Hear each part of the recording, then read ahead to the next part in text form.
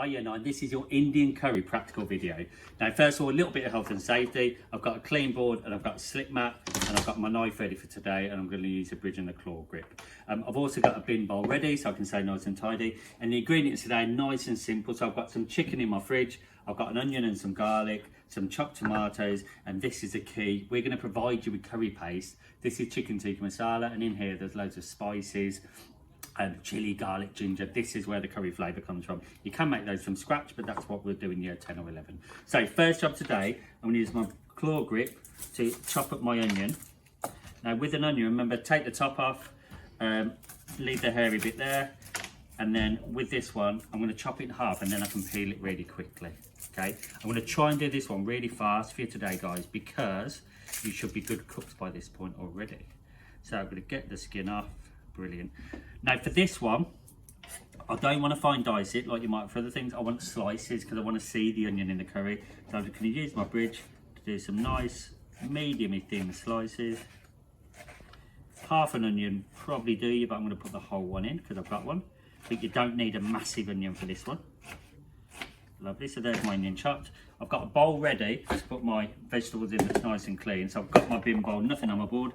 Next is garlic. So with garlic, I've got two. You've got a little root end and a little top end. And I'm going to just chop both of them off, straight in my bin. Chop the tail off. And then I'm just going to very carefully press on them with my knife a little bit. And then the skin should just pop off. Easy peasy. And if it doesn't, just peel it off. So then I've got my two garlic cloves without any skin on. And again, I don't want to do particularly small dice. I'm just going to do little slices. Nice and even. I don't mind seeing them in my curry. It's not a smooth curry sauce. I want it to be a little bit chunky. And then I put them straight into my bowl with my onion. So, onion garlic done. If you're doing pepper or anything else, chop them up now, put them in that bowl. I'm then going to get my chicken out. And I've kept it nice and cool at 5 degrees, which is what we need it at. I'm going to throw that straight away and get rid of that. So, while my chicken's on, while I'm cutting up my chicken, I can put my pan on and I'm going to put it on a medium-high heat. Okay, and I'm going to get my oil in there. So as soon as my chicken is cut, I can put it. I can put my board straight away. Now for this one, I want quite small pieces because I want it to cook quickly. So I'm going to cook my breast into 3 strips. I'm going to cut them into little pieces of chicken, so I can just eat it with a fork really. I don't want to be cutting my chicken when it's in my curry. So nice small pieces. I'm using my claw again. And I know I can fit all of those pieces straight in my mouth. I'm going to put them straight into my pan as it heats up. And then I'm going to wash my chicken.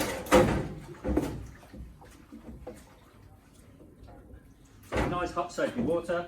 I'm going to wash my knife because I don't need that anymore. Dry my hands. I can move my slip board out of the way now. Right, so I've got my chicken. That's hopefully going to be heating up now. Then I've got my vegetables ready. I'm going to get the lid off my paste, and we'll be giving you this during class. And it smells delicious. And then I'm just going to get my chopped tomatoes ready. So this one, I can just open. I'll get a butter knife in there because I haven't got any nails. Get that ready. And you can put a little bit of tomato puree in if you want to thicken it, and I'm going to put a little bit of crushed chili flakes in there because I like a slightly spicy one. And I've got a little bit of salt ready in case I need it. Now that should be heating up now, and remember to use a wooden spoon or a spatula on these because we don't want to scratch these pans. But that should be heating up now, and I can see it's starting to cook my chicken a bit. And what I want to do is for that chicken to just be turning white just before I put my vegetables in, so then I can cook it all together and I know my chicken is cooked properly. The only other thing you can add in this recipe is a little bit of yogurt at the end, or maybe even a bit of cream, but I haven't got any today, so I'm just doing it tomato based. But the yogurt or cream just makes it a little bit richer.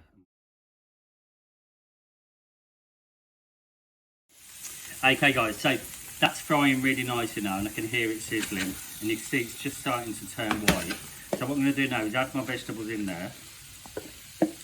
So that's just my onions and my garlic, and it's on a nice high heat.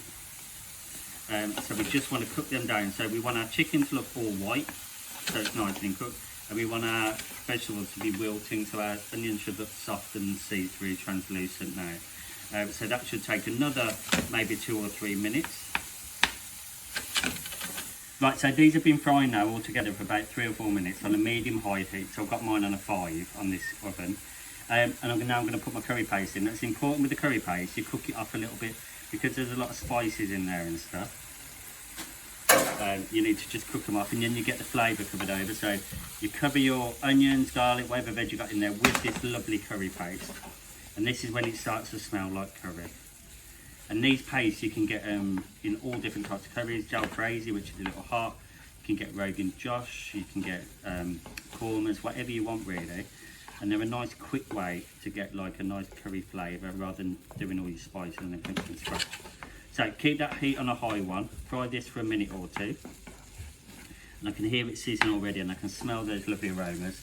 Then you're going to let that develop a little bit. And then I'm going to put in my tin tomatoes.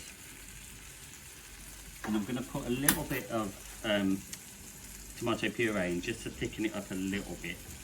It does help to add a bit more flavour. And obviously completely optional, but I'm going to put in a few chilli flakes because I like it a little bit spicy and the chicken tikka masala isn't. Then that's just going to sizzle away. Now you can, if you're worried about whether your chicken's cooked or you cut it a bit big, you can see my piece of the chicken are nice and small, so they're going to be pretty much cooked already. If you're worried about it, you could get a temperature probe and check your chicken is 75 degrees, or you could take a piece out, put it on a chopping board and break it open and check it's white all the way through. But I'm going to now leave that, now it's bubbling a bit, I'm going to leave it on a medium low, so maybe a 3, just so it can simmer while I do my washing up, and then I'm ready to put it in my tub with my name on and then leave it to cool down and put it in the fridge and take it home. If you're at home, serve it with some lovely basmati rice or some naan bread or something like that, and you've got a nice healthy-ish dinner there for 1 or 2 people. Lovely. Good luck, you know.